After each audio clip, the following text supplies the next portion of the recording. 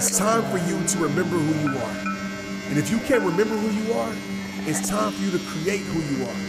You let this world set limitations on your life when you were created with no limits.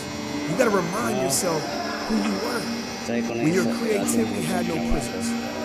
Before opinions convinced you on how you should be living, before comparisons killed your mission, remember who you are. You ain't them and they ain't you. Remember who you are. And who you are is greatness. Who you are is an overcomer. Who you are is a beast. Who you are is a warrior. Stop letting the stereotypes stick to your life. It's not good for your life. No more is your identity going to be the depression that hard times tried to give you. You hear me?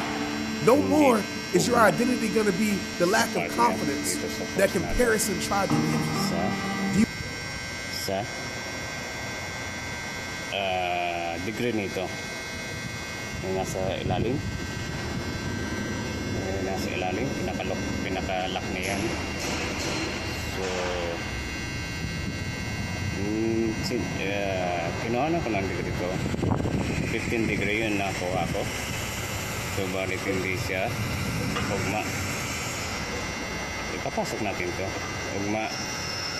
So ang ginawa ko, na-adjust ko siya ng 15 degrees uli, ginawa kong 30 degrees. So subukan natin. So nakakasiguro ako na itong sampung na to, ginawa lang ito pero hindi ginamit.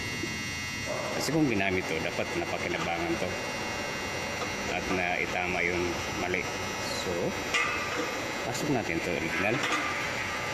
Now twist natin, ikot natin, see, hindi po siya pumapasok doon sa pinaka. Ito yung lock eh. Pag inikot mo yan, magtatight yan. Ito hindi gagalaw ito kanina. Ang purpose nitong degree na to, para lock. Once na inikot mo yung magka-partner,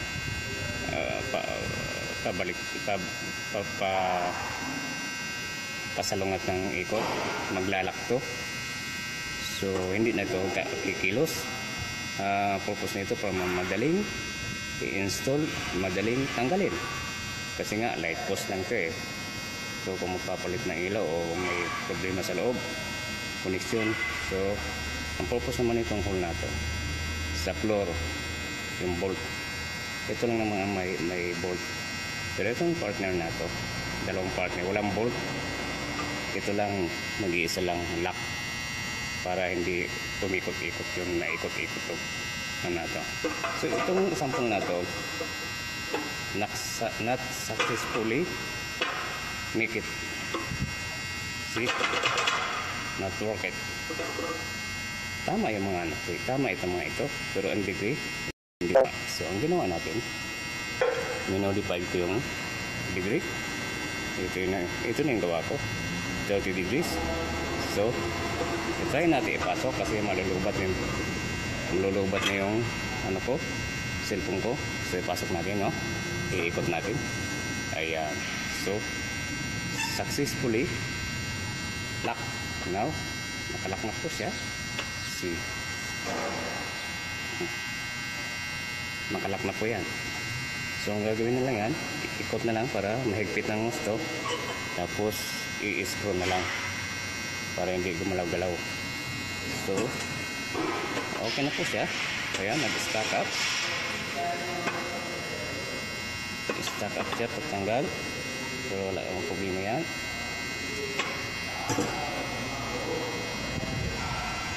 So ganun po ang pangyayari na to.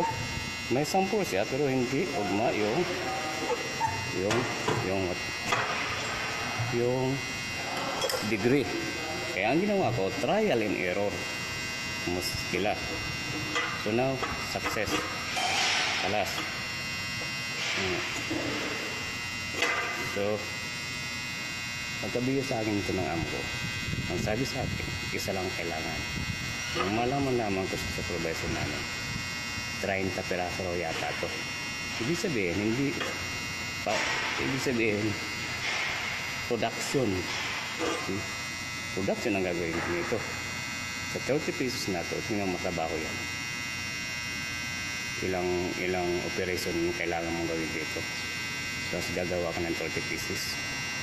Kailangan ito CNC machine para mabilis. So ganun po siya. Modified yung modified yung degree according to this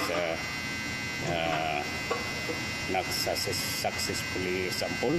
This original sample, but see, big difference. Big difference siya. So ganun.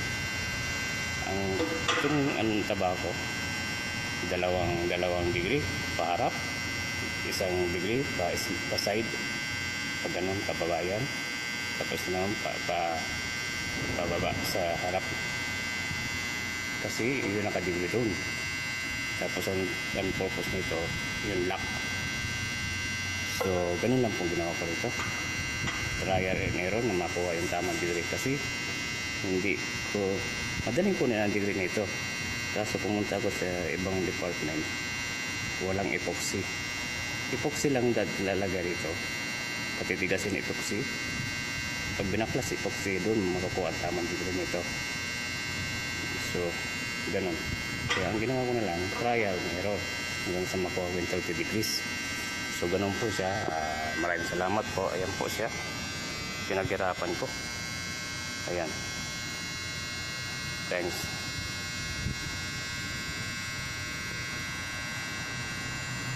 Thanks for watching. Bless.